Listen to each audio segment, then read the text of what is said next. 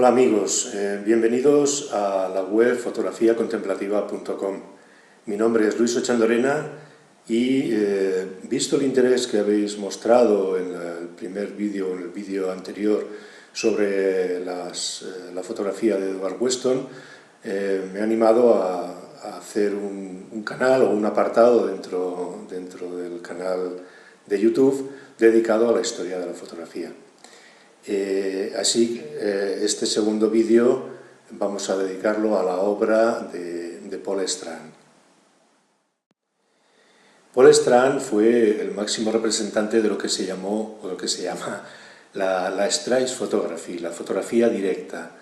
Pero antes de pasar a ver su obra, lo que vamos a hacer es hablar un poco, ver qué contexto, qué se estaba dando en la fotografía en ese momento, para ver también qué fotógrafos y qué líneas de trabajo fotográfico le influyeron en su obra posterior.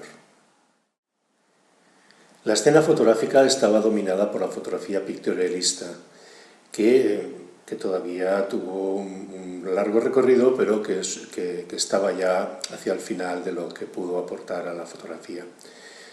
La fotografía no se consideraba un arte, porque estaba hecha con una máquina.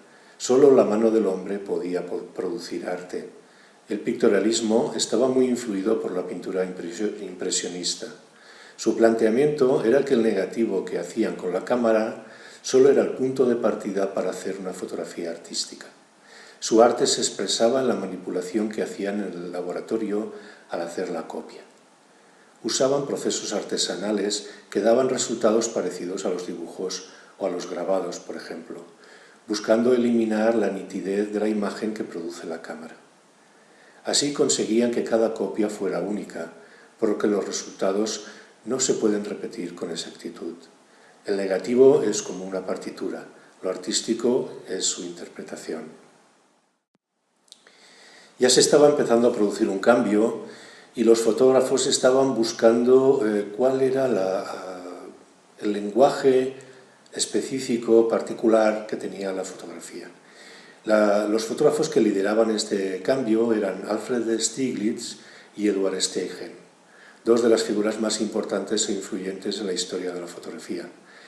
Paul Strand fue a ver a Stieglitz a la Galería 291 para enseñarle sus primeras imágenes creativas que tenían la influencia pictorialista que practicaba Steichen. En el pictorialismo se usaban diafragmas muy abiertos para que la imagen tuviera muy poco foco. Stieglitz le sugirió que cerrara más el diafragma para conseguir imágenes más nítidas. Al cabo de unos meses volvió con más fotos y Stieglitz quedó impresionado porque nunca antes había visto imágenes así. Llamó a Steichen para que viera las fotos y le ofreció a Paul Strand hacer una exposición individual en su galería y dedicarle un número íntegro de su revista Camera Work.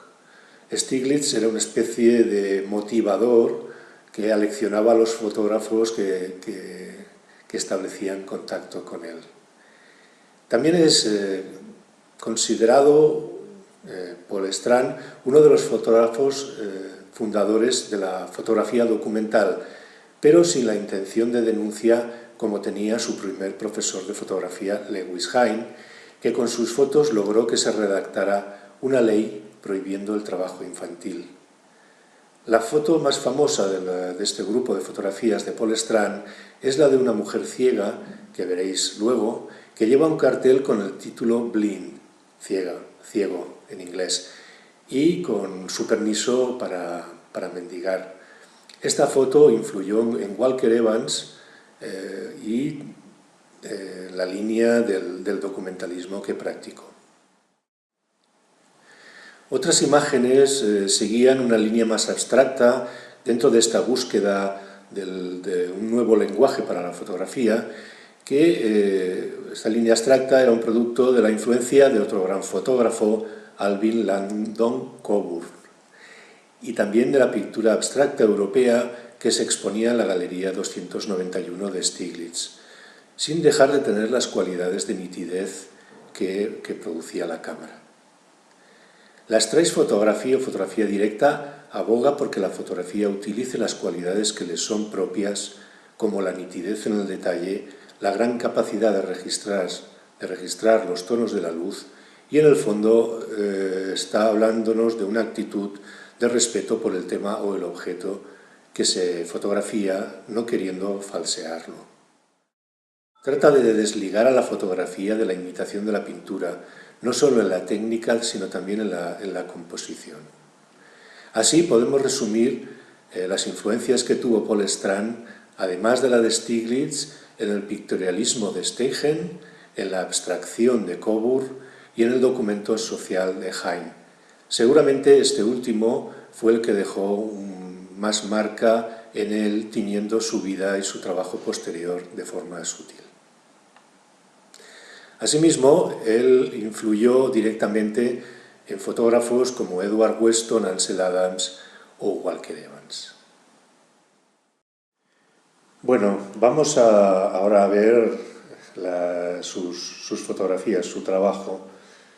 Empezaremos por ver todo un grupo de fotografías que son un reflejo bastante claro de las influencias que hemos comentado antes.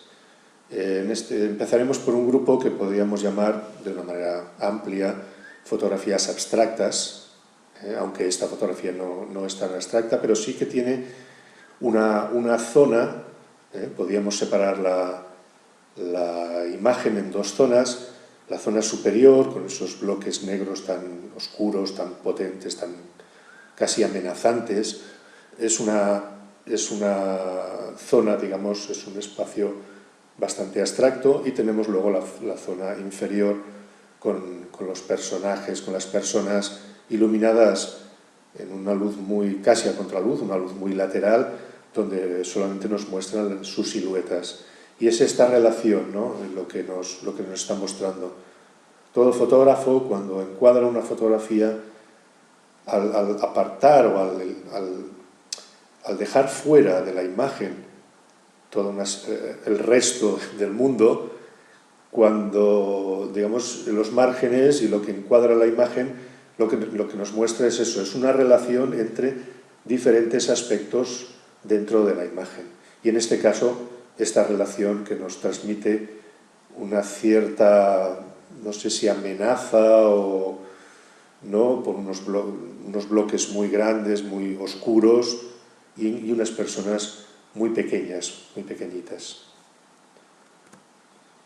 Esta es una imagen mucho más abstracta, estos rayos o estos rayos de luz, que en este caso tienen esta simetría, este paralelismo, y que queda roto por la forma curva.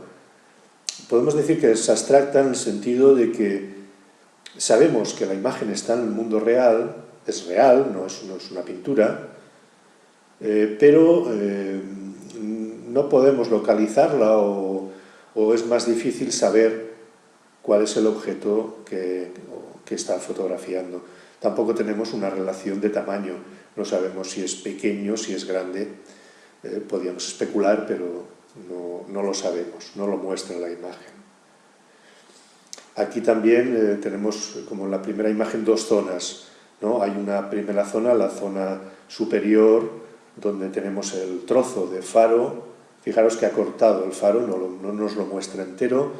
Es el faro y su sombra, con la cantidad de matices de grises que nos da toda esa zona. Y en contraste tenemos la zona inferior, sobre todo la zona inferior izquierda, donde la imagen es mucho más gráfica, más contrastada, sobre todo con las formas estas un tanto caóticas, las líneas de los faros. También podemos establecer que la parte superior son formas todas mucho curvas, y en cambio la parte más contrastada, más gráfica, son líneas rectas. Aquí tenemos algo que supuso una aportación al mundo del arte visual de la fotografía, que es un picado. El picado es cuando se pone la cámara dirigida hacia abajo, y el contrapicado es al contrario, cuando la dirigimos hacia arriba. Fijaros que tiene un nivel también muy gráfico, resaltado por la luz también, en las barandillas de las terrazas, de los terrados que tenemos. Es esa relación entre esos cuadrados lo que nos muestra el tema, cuál es el tema de la imagen. Ahora vamos a ver un segundo grupo de imágenes que son directamente influencia de su primer profesor de fotografía, Lewis Hine. Y son imágenes que reflejan ese interés social que Paul Strand tenía. Él era marxista, pero no utiliza la fotografía de una manera de denuncia, como hace Hine, sino que la propia no es una denuncia, sino que es mostrarnos una realidad que en ocasiones, como en este caso, no es una realidad agradable, ¿no? La manera él hizo muchos retratos y la manera que tienen muchos de ellos es esta forma prácticamente frontal. En este caso la mirada está, mirada o el ojo sano, o por lo menos lo que vemos el ojo como ojo sano, mira fuera de la cámara, pero tenemos casi frontalmente a esta mujer. Y lo que hace nuestro ojo cuando miramos la foto es pasar de los ojos de la mujer al letrero. Se va moviendo entre los ojos el letrero y la chapa que lleva, que era la autorización que necesitaban los mendigos para pedir en la calle. Esta es una foto de lo que llaman sandwich men. También vemos que las tres fotos están mostrando una franja de la sociedad de las bajas, ¿no? Donde hay de los trabajos peor pagados y que necesitan menos preparación. Es curiosa también la forma de encuadrar, de darle ese dinamismo. Aquí no está haciendo una foto documento. Al cortarlo de esta manera no vemos la totalidad del cartel y de alguna manera tampoco vemos digamos que hay unas líneas en los hombros de él que en el lado derecho sí que tiene más recorrido, en cambio en el lado izquierdo queda cortado. Este es pasamos a otro grupo de fotos. Esta fotografía se llama La Valla Blanca, como es bastante obvio, y contiene un poco los intereses del trabajo que él desarrollaría posteriormente, ¿no? Es esa capacidad que tiene la foto, que la pintura anteriormente no se detenía en ello, que es en mostrarnos, en resaltar los objetos más sencillos, aquellos objetos en los que uno no se fija normalmente en la vida cotidiana. Quizá nosotros, si fuéramos allí, sí, porque no somos de ese pueblo y quizá nos llamara la atención, pero imaginaros una persona que vive constantemente allí. Esa Valla Blanca no tiene una importancia especial para él, ¿no? Y también hay un reflejo también del paso del tiempo, porque esta valla tiene, sobre todo en las puntas, tiene roturas que nos muestran ese paso del tiempo. Volvemos un poco al tema de las máquinas. En la época era un tema bastante recurrente, sobre todo en la parte alemana de la fotografía directa, con lo que se llamaba la nueva visión. Los alemanes, en este tema de la industria, la maquinaria, es una imagen en cierto sentido más fría, el tema es más frío, pero sí que podemos apreciar aquí que esta calidad vemos todo enfocado, vemos todos los matices, hay algo, ¿cómo decirlo?, prácticamente táctil a la hora de mirar. El tacto es el segundo sentido que usamos al ver fotos, claro, evidentemente el primero es la vista, pero con los ojos casi podemos sentir, podemos notar cuál es el tacto que tienen las diferentes partes, ¿no? Tactos más rugosos, más lisos. Una imagen de la ciudad, de zonas industriales, con un curioso encuadre. No sabemos muy bien cuál es el tema, ¿no? Pero es como tenemos dos zonas, una zona más oscura que está en un primer plano y la zona más clara que está posteriormente, ¿no? Tiene una fuerte componente gráfica con una cierta sensación de caos ordenado. Es más algo de sensación que no del propio tema en sí, ¿no? Bueno, sus fotografías de naturaleza también, el reflejar las calidades, pero volvemos otra vez al tema del encuadre, cómo está potenciando, al encuadrar esta planta de esta manera, está potenciando ese movimiento curvo que parece que tiene casi como forma de fuente, ¿no? Nace de abajo y se eleva y cae hacia los lados, ¿no? Él usaba, para hacer este tipo de fotos, cerraba mucho el diafragma y claro, a veces sopla el aire y se mueve, ¿no? Y cuenta que él tenía comprobado, porque antes no había obturadores en la cámara, muchas veces se hacía a mano. Y entonces él tapaba, cuando a lo mejor son exposiciones de varios minutos, entonces cuando soplaba un poco de aire y notaba que se movía, tapaba la óptica, no sé si con la boina que llevaba, como contaba Robert Doisneau, que tenía la capacidad de lograr un 125avo con su boina. Bueno, tapaba la óptica y tenía comprobado que cuando paraba el viento, las plantas volvían a pararse exactamente en la misma posición. Abría la óptica y continuaba dándole la exposición que necesitara. A veces la foto más sencilla, más elemental, es la más difícil. Hacer algo, fotografiar algo que, bueno, sí que nos llamaría quizá la atención esa seta, ¿no? Pero esa forma iluminada, blanca, ¿no? Que resalta del fondo, atravesada por toda una serie de líneas. Una foto súper sencilla y muy potente. Seguimos con el tema de las influencias y, bueno, podemos decir que entre todas las personas que le influyeron, podemos decir que Stieglitz fue como su padre, para entendernos. Stieglitz es famoso porque tiene toda una serie de fotografías de la que fue durante mucho tiempo su pareja, Georgia O'Keeffe,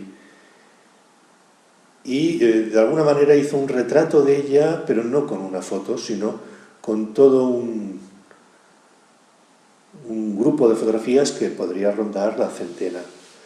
Y en este caso, Strahm, pues, digamos que le copió, imitó su interés y con su mujer Rebeca también le hizo toda una serie de fotos, que abandonó también por motivos de la propia relación, ruptura de pareja y esto, y que durante mucho tiempo él prohibió que se expusieran.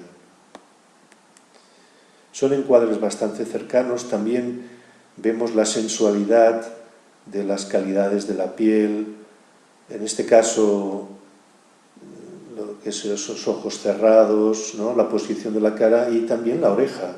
Hay un movimiento que hace nuestra vista casi como un interrogante que pasa de la cara a la oreja, el hombro, la barbilla, y se va moviendo. Ese es el dinamismo que le otorga el fotógrafo, ¿no? Cómo hace que nuestra mirada haga un recorrido por el interior de la fotografía. Bueno, es una imagen que muestra suavidad, ternura, también muy,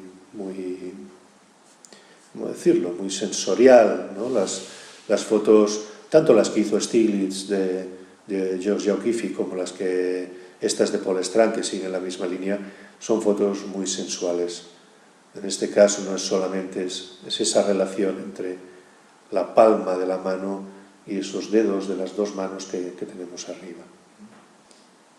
Una imagen frontal muy parecida también, si más adelante igual a ver si algún tema de las fotos que los fotógrafos hacen de sus parejas, y hay alguna fotografía de O'Keeffe que se parece mucho a esta, ¿no? Fijaros cómo la luz resalta y la mirada se nos va sobre todo al ojo que está, su ojo derecho, está a la izquierda nuestra. Hay algo también en la imagen casi de encarar, ¿no? La barbilla levantada, hay algo de mucha dignidad, como veremos posteriormente, los retratos de Paul Strand son como dignifican mucho al ser humano, casi en un punto de orgullo. Bueno, todas estas fotos que hemos visto hasta ahora están hechas entre los años 1915 y 1929-30. Y la gran mayoría de las fotos que hemos visto están hechas en Nueva York o en ciudad.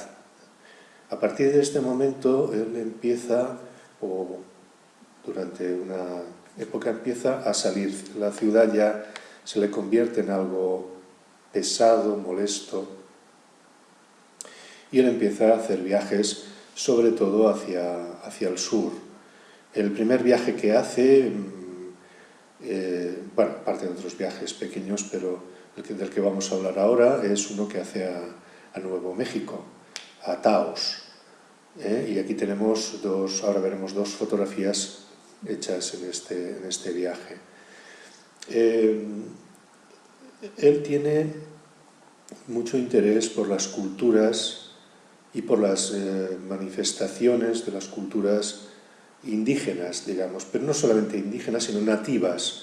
¿Dónde está el origen del hombre, ¿no? Parece como que el hombre en la ciudad ha perdido sus referentes, los referentes que le conectan con la tierra, y aquí él quiere plasmar en sus imágenes estos referentes. No solamente en la arquitectura, como es en este caso, ¿no?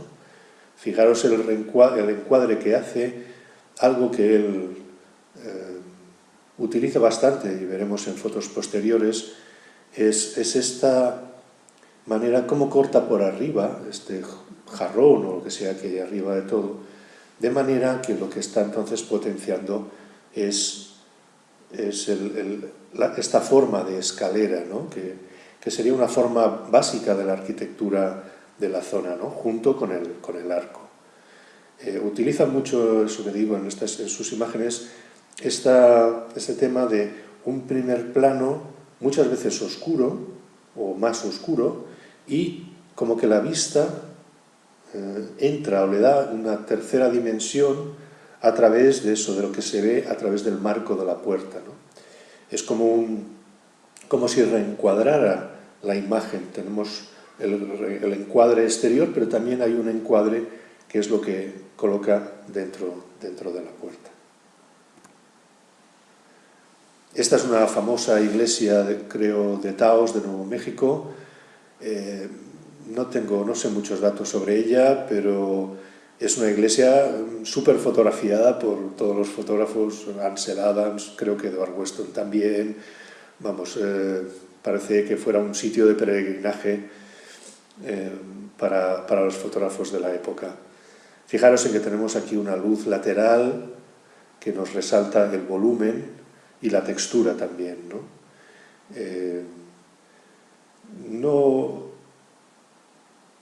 No fotografía la portada, ¿no? De la cara principal de la iglesia, sino que nos fotografía un contrafuerte, ¿no? y es esta simplicidad.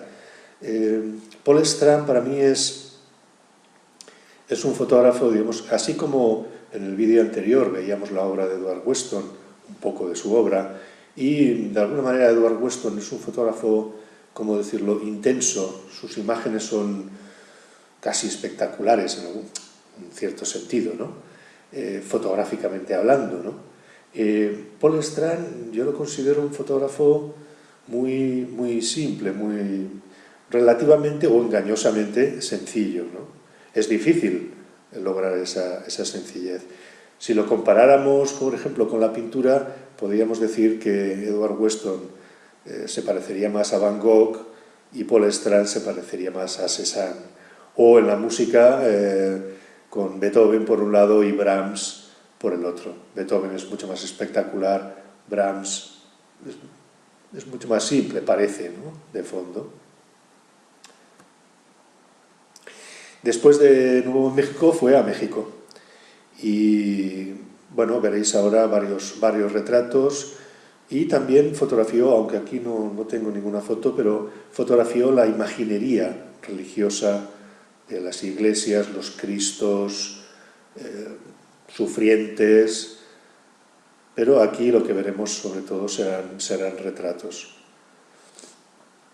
Tiene algo, igual que fotografió vírgenes y cristos, esta foto tiene algo de virginal, ¿no? Parece, nos remetería con esa mirada lateral que tiene, y sobre todo por el manto oscuro, parece que le dé un aspecto casi como si fuera una forma moderna de representación de la Virgen o de una cosa así.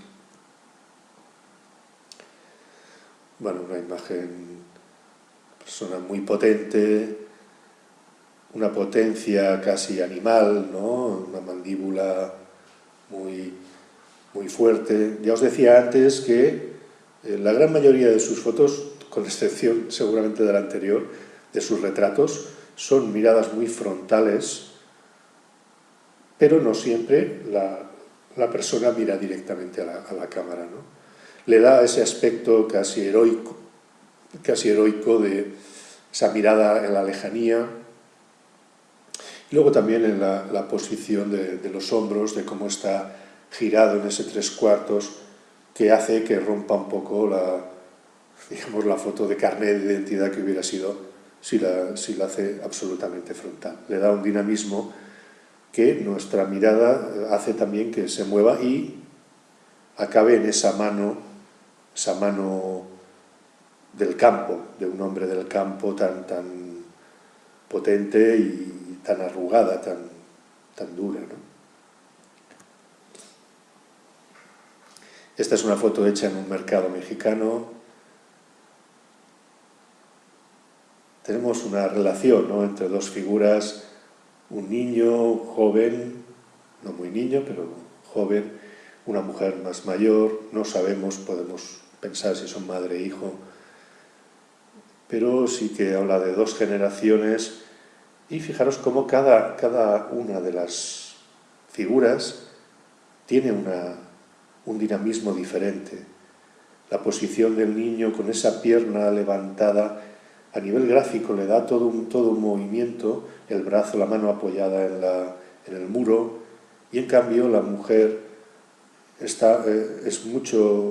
visualmente tiene mucho menos dinamismo, en el sentido de que está como recogida en sí, la mano hacia adentro y muy tapada por el paño, por la tela que lleva. Y también tenemos de fondo algo que él practica mucho, esa zona desenfocada que se ve pegada a la columna y que nos da profundidad a la imagen. Volvemos otra vez a esa forma que tiene él de establecer una relación entre dos partes de la imagen, igual que hemos visto antes. También aquí, además con una composición un poco curiosa, ¿no? La foto está partida en dos por el poste, y tenemos también una forma una forma, una persona, ¿no?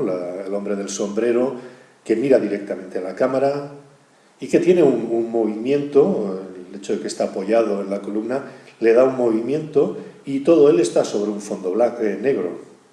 En cambio, el hombre de abajo ocupa solamente la mitad de su espacio, tenemos todo el muro arriba, con una posición, él solamente también sale en la mitad y con una posición mucho más cerrada. De alguna manera se está repitiendo un poco el patrón de antes. Y también hay una relación entre las expresiones faciales, ¿no? Establece como una diferenciación en dos partes que las une en una sola imagen. Después de estos viajes que hizo a principios de los años 30, en Estados Unidos se estaba dando en ese momento lo que fue la Gran Depresión o las consecuencias de la Gran Depresión y de la desertización de grandes áreas del campo americano. Y el Estado creó un grupo, la FSA, que es un grupo de fotógrafos que se dedicó a documentar todas las grandes migraciones y toda esta problemática tan grande que tenían en ese momento, para sensibilizar a la sociedad y para lograr ayudas al campo. Él necesitaba dinero y parece ser que lo que hizo fue aprender a manejar una cámara de cine, y creo que se acabó comprando una, de manera que se dedicó a filmar al principio actos de entrega de premios en los colegios, actividades deportivas, cosas de este tipo que era puramente un hecho más alimenticio. Pero después, en su contacto con México también, por sus contactos allí, fundó con otras personas una productora de cine, pero de cine documental, que se dedicaba a eso, a documentar la vida en los pueblos, la vida rural, o sea que de alguna manera su interés social iba por este lado. Entonces es muy considerado también dentro de la especialización del cine documental y, por ejemplo, esta fotografía pertenece, no sé si a una de las películas o la hizo mientras estaba filmando en un pueblo, creo que de México, y la película se llama Redes, y aquí tenéis una imagen. Él dejó, después de los viajes a México, cuando entró más en el tema de cine, dejó durante 8 años de hacer fotografías. Después de esa etapa, le hicieron una primera exposición en el MoMA de Nueva York y eso parece que le animó o que dejó de lado el tema del cine y volvió a la fotografía. Y como una manera también de reiniciarse y tal, el tema que se propuso fue fotografiar Vermont, un estado americano, que es un estado más rural, como decíamos antes, tiene interés en las raíces de las personas.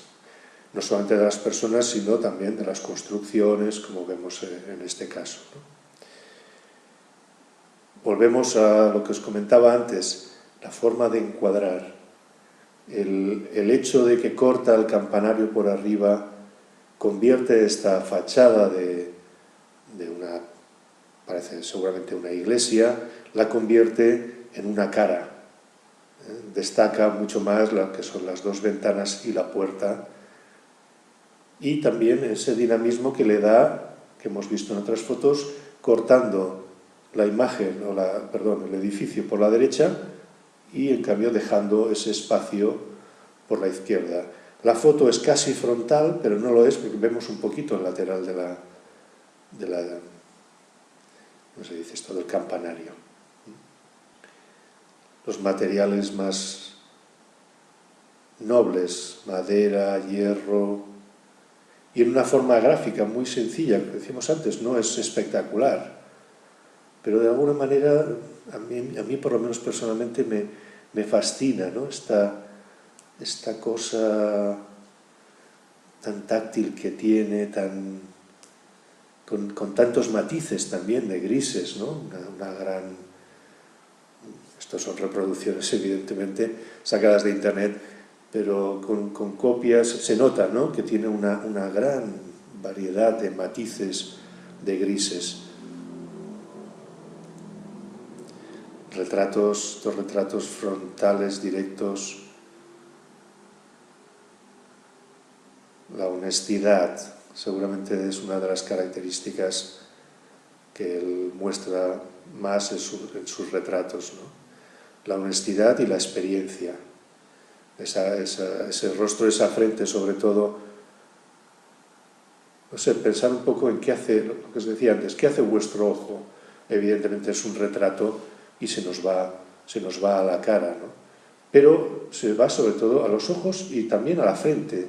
Tiene esas arrugas tan pronunciadas, sobre todo la central, y luego pues también de alguna manera no deja de ser muy diferente de la foto anterior que hemos visto, toda esa capacidad de la textura, de lo matérico, de algo muy conectado con la tierra.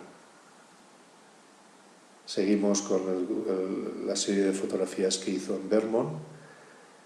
Tenemos aquí un paisaje nevado hecho, parece ser, desde el interior, pero si os acordáis, cuando os comentaba la foto de Nuevo México, esta forma que tiene de buscar encuadres dentro del encuadre general de la foto. Entonces ahí está separada claramente, está el interior, con calidades que hemos visto anteriormente, de la madera, de las tonalidades de la madera, y luego la exterior, que es la naturaleza, la nieve, las formas. Tenemos las formas interiores, como son formas más humanas, construidas por el hombre, tienen líneas rectas. En cambio, las exteriores en la naturaleza, prácticamente, no digo que no haya, pero prácticamente, si os fijáis, no hay líneas rectas. Y en esta forma, como comentaba antes, le da este sentido de profundidad. La vista va desde...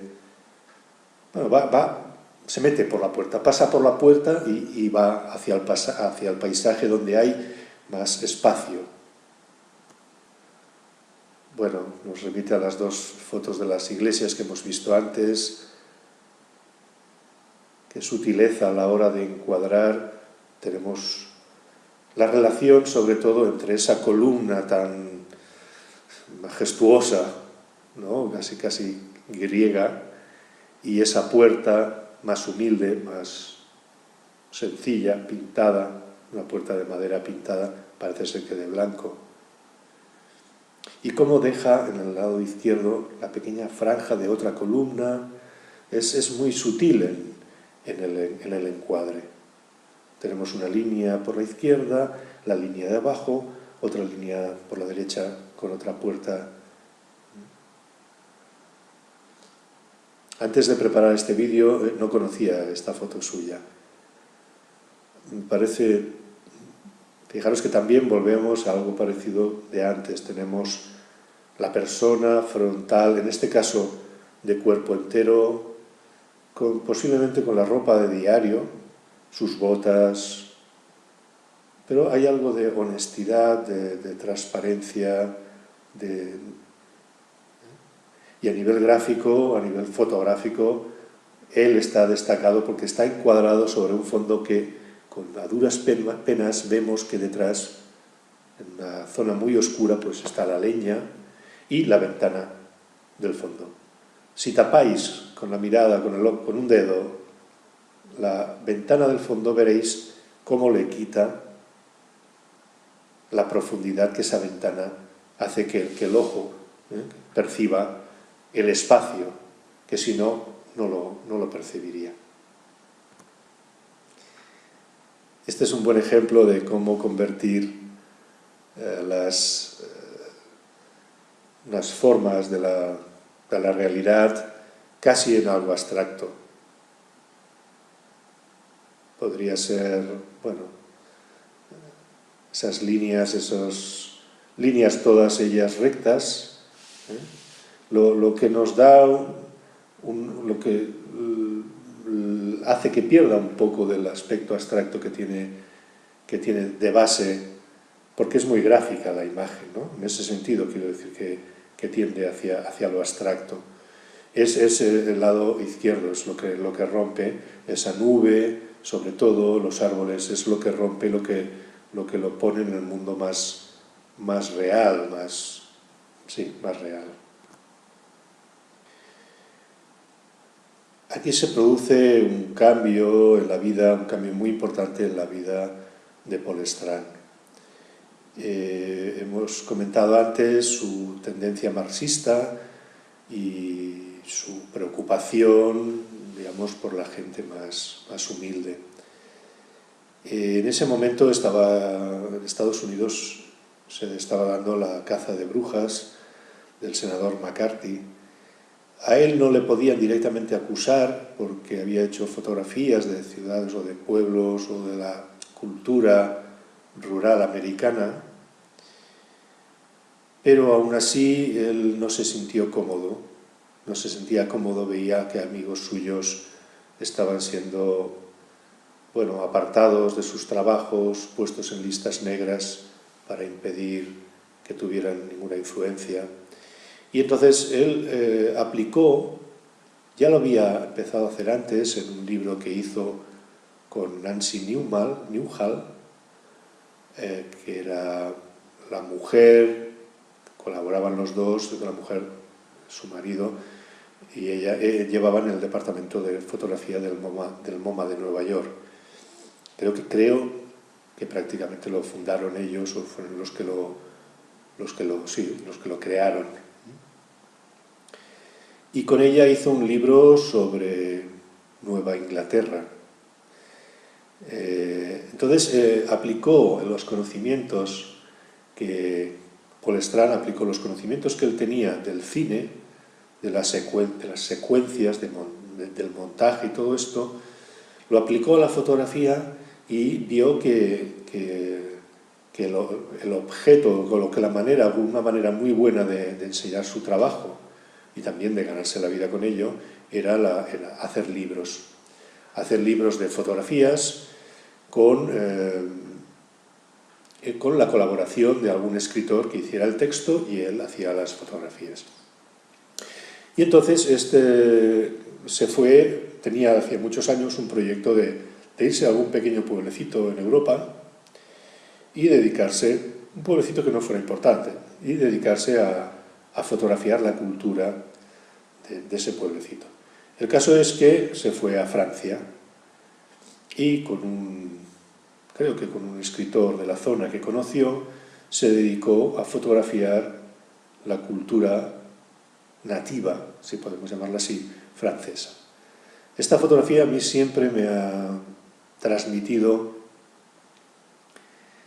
no sé, la veo muy francesa, me la puedo imaginar en cualquiera de esos pequeños pueblecitos que hay en la campiña francesa. No quiere decir que, por ejemplo, en España se pueda hacer, o en tantos otros sitios donde se cultiva la uva.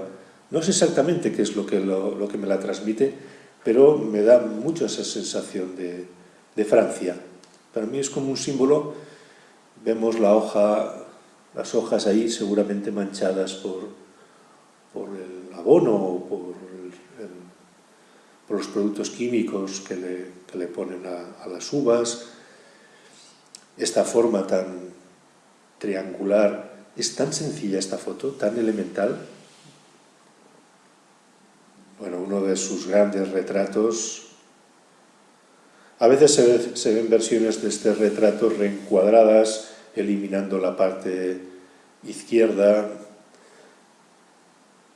dejando solamente lo que es al chico.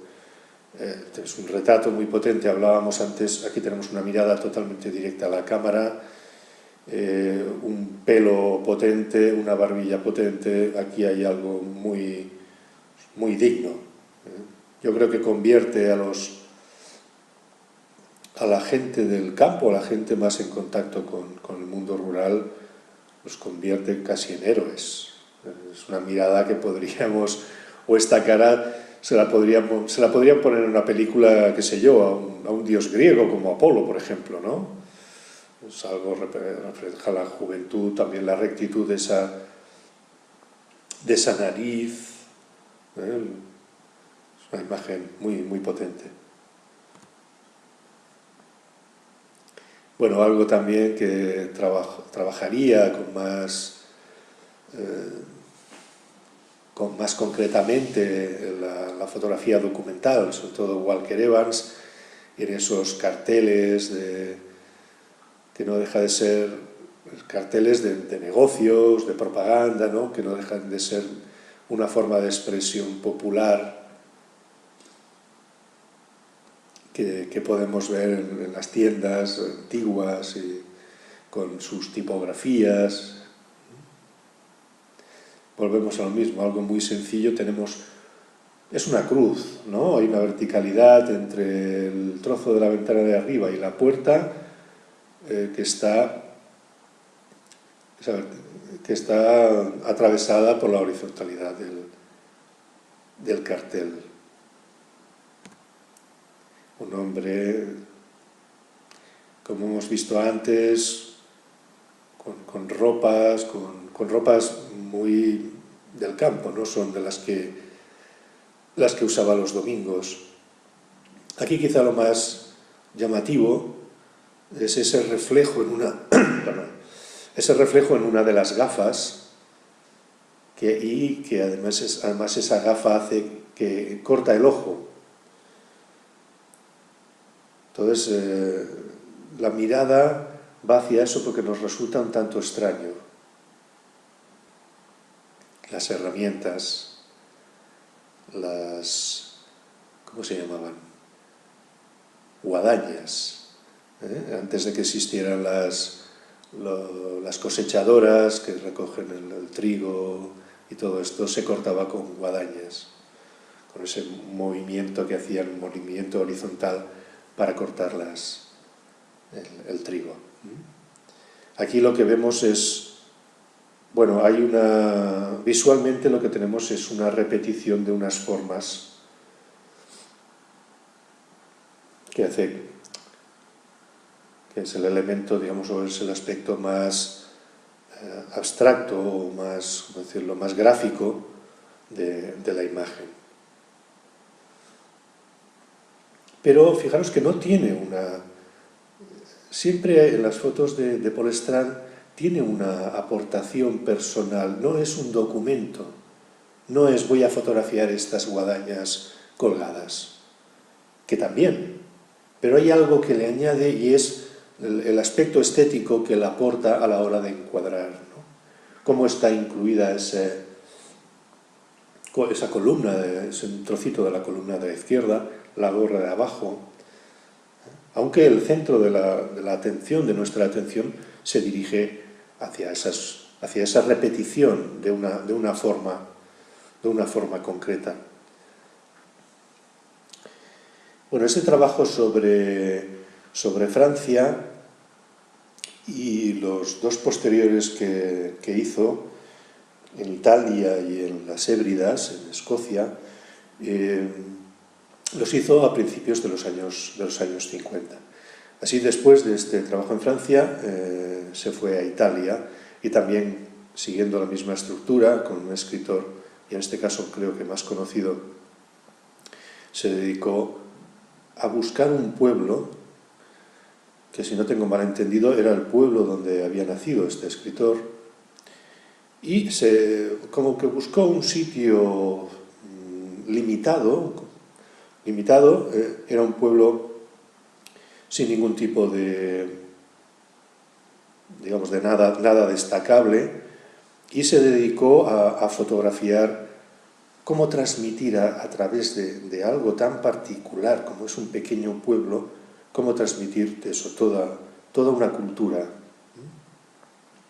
Esta imagen que vemos de la familia italiana es muy significativa. Para mí es una de las grandísimas fotos, ya no grandes, es una de las grandísimas fotografías de la historia de la fotografía, ¿no? Vemos a la madre con lo que parecen ser sus 5 hijos ya adultos. Aquí falta el padre, algo también, bueno, podríamos analizar o no. Seguramente es una foto construida, o por lo menos indicada. Ponte aquí, apóyate aquí, porque difícilmente, digamos, las personas se colocarían en una posición tan bien puestos, ¿no? Pero no nos importa tanto eso. Siempre hay un debate con este tema de considerar que si la fotografía miente o no miente.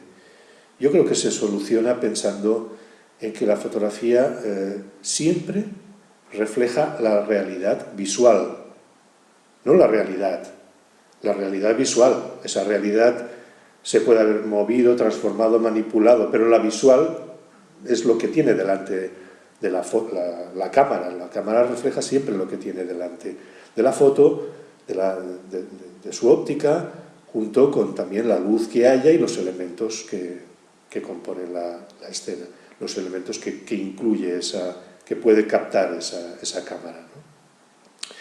Lo digo porque hay imágenes como, por ejemplo, el beso de Doisneau, una imagen muy conocida, que hablaban de si Robert Doisneau la había montado, había cogido a una pareja y les había dicho que pasara por delante para que se dieran un beso y él hacerla, etcétera, ¿no? Siempre es un debate que está, a mí especialmente no me preocupa. Volviendo a esta foto, vemos que dentro de una foto hay varias fotos.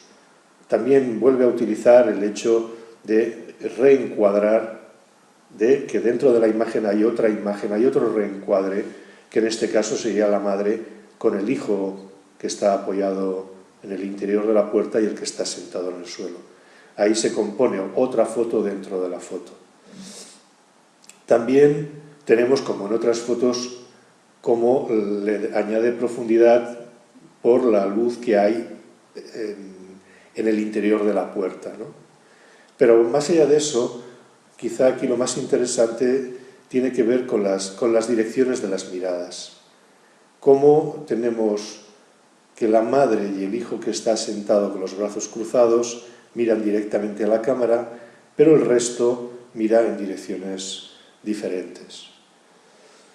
También podríamos aquí reencuadrar, y no solamente tenemos la foto del interior de la puerta, sino que si eliminamos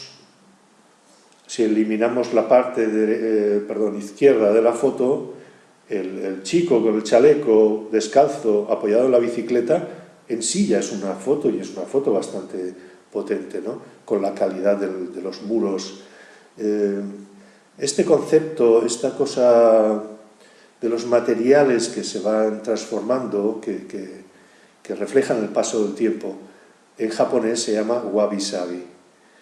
Si queréis, en la web hay un apartado, en la web de fotografiameditativa.com hay un apartado que habla del wabi-sabi, de que es un concepto japonés que refleja la impermanencia. Y normalmente se expresa a través de materiales que, digamos, que envejecen noblemente. El hierro, la madera, la cerámica,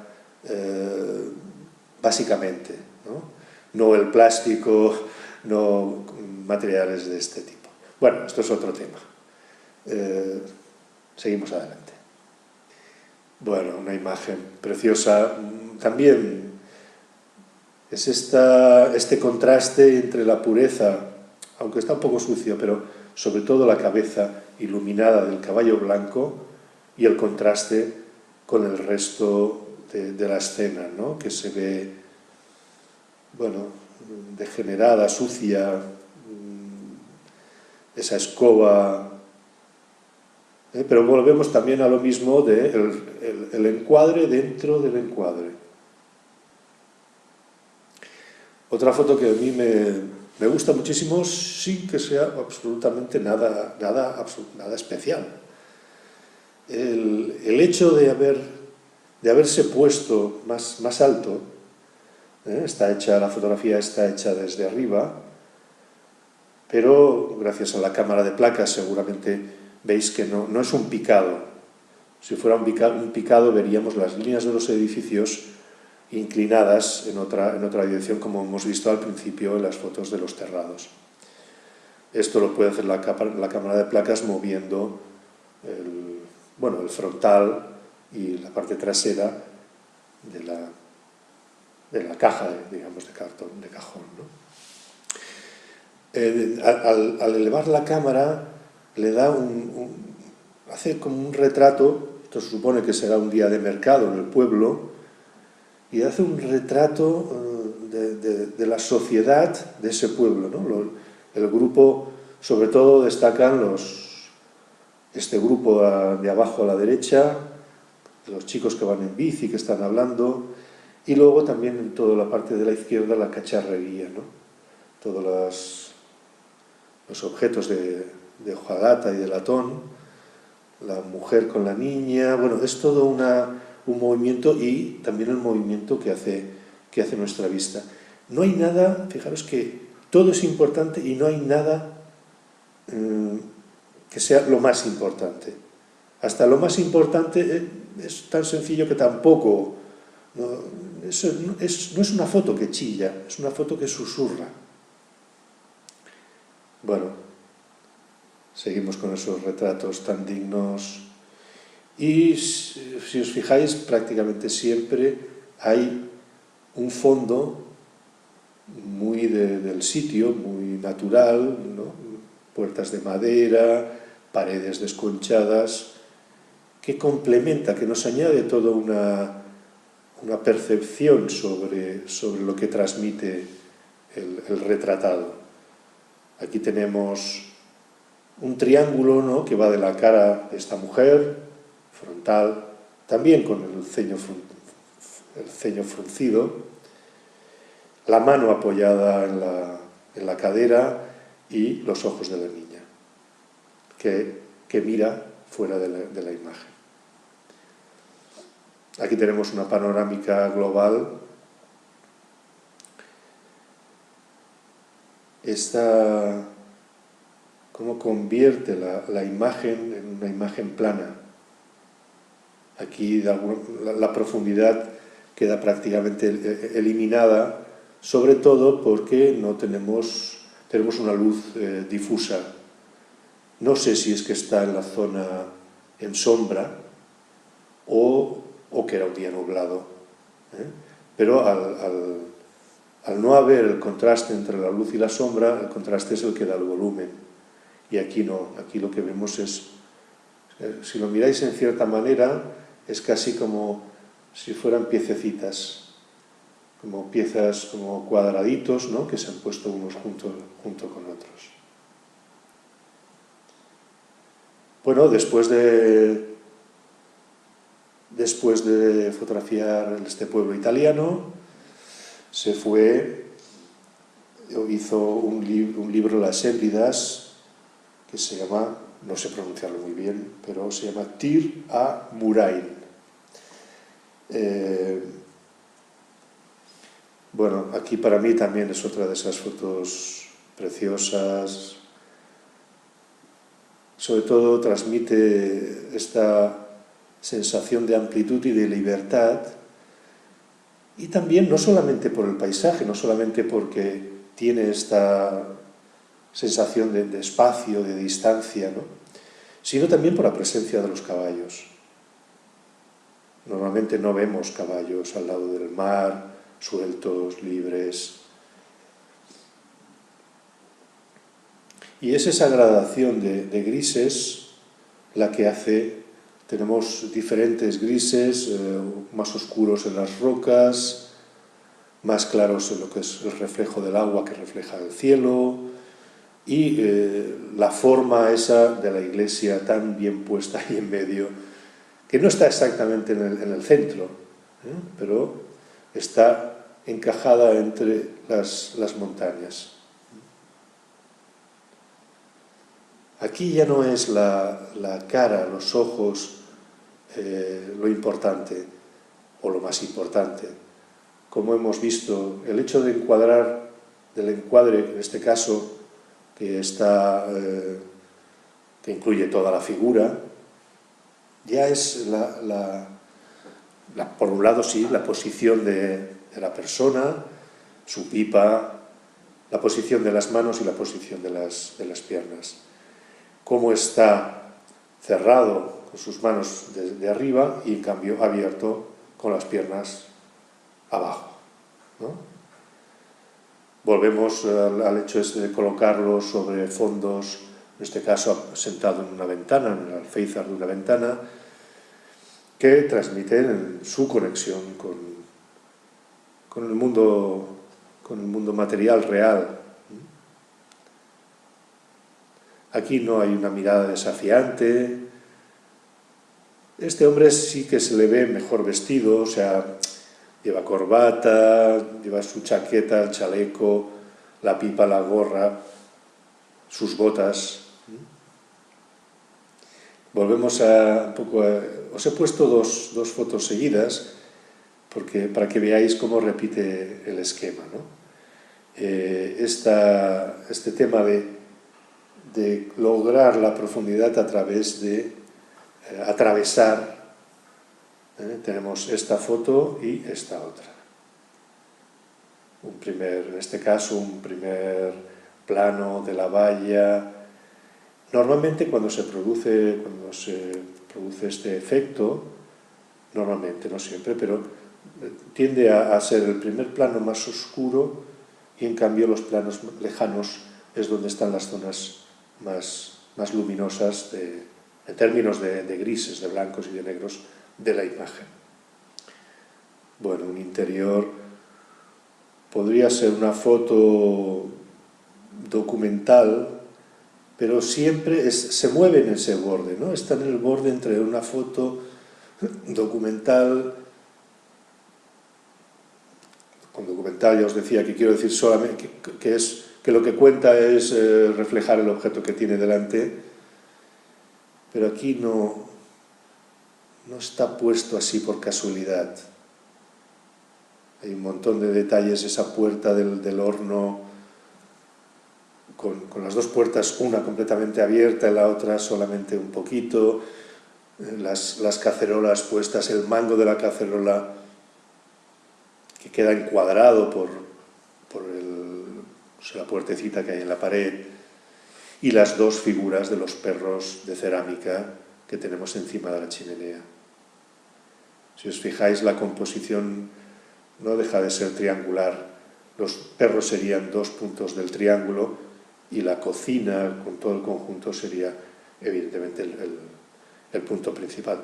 Pero volvemos otra vez a la historia. Tenemos un marco dentro que enmarca la cocina. Después de fotografiar en el continente europeo, dirigió su mirada a África y la centró en dos países, en Ghana y en Egipto. Vamos a ver un par de retratos que hizo en Ghana y también un retrato y un paisaje que hizo en Egipto. Como hemos visto hasta ahora, sus retratos son directos, son claros, con muchos matices, con muchas calidades, donde coloca al modelo siempre sobre ese fondo que nos remite a la propia tierra, ¿no? al origen, a la raíz de la cultura del país. También vemos que las miradas no se dirigen a cámara.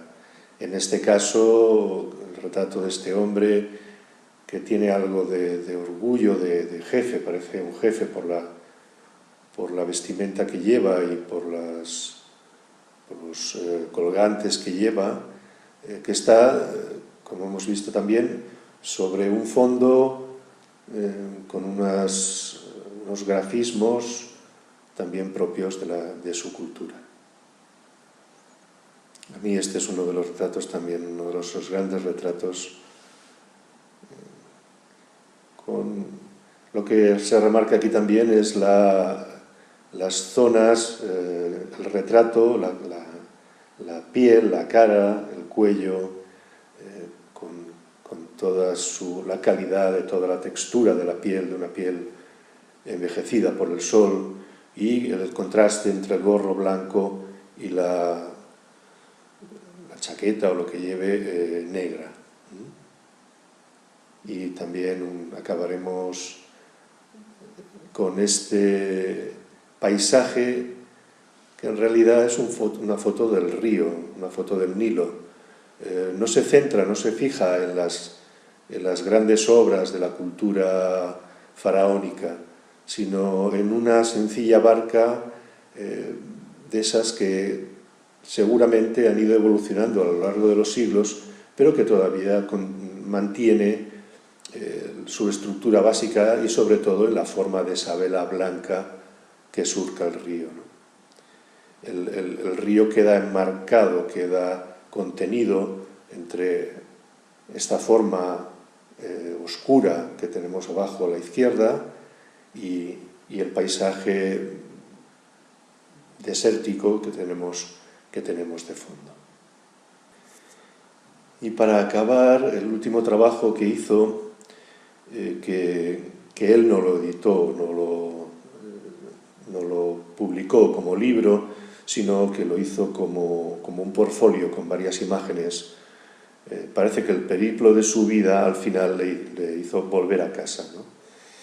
Y son fotografías de las plantas que él tenía en su jardín del pueblo francés en Orgeval, que es donde vivió en Europa y donde acabó sus días.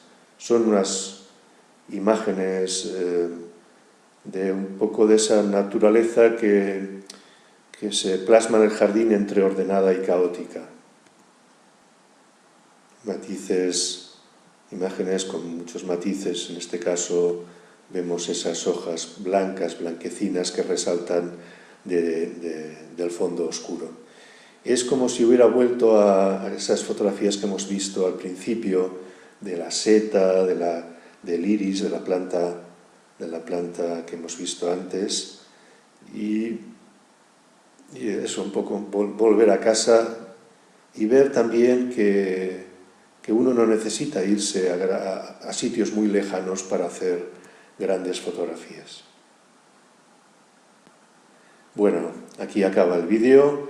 Espero que os haya gustado y que os haya enriquecido. Y si queréis recibir información de las actividades que vamos haciendo y de los nuevos vídeos cuando vayan saliendo, suscribiros a la newsletter en la página fotografiacontemplativa.com.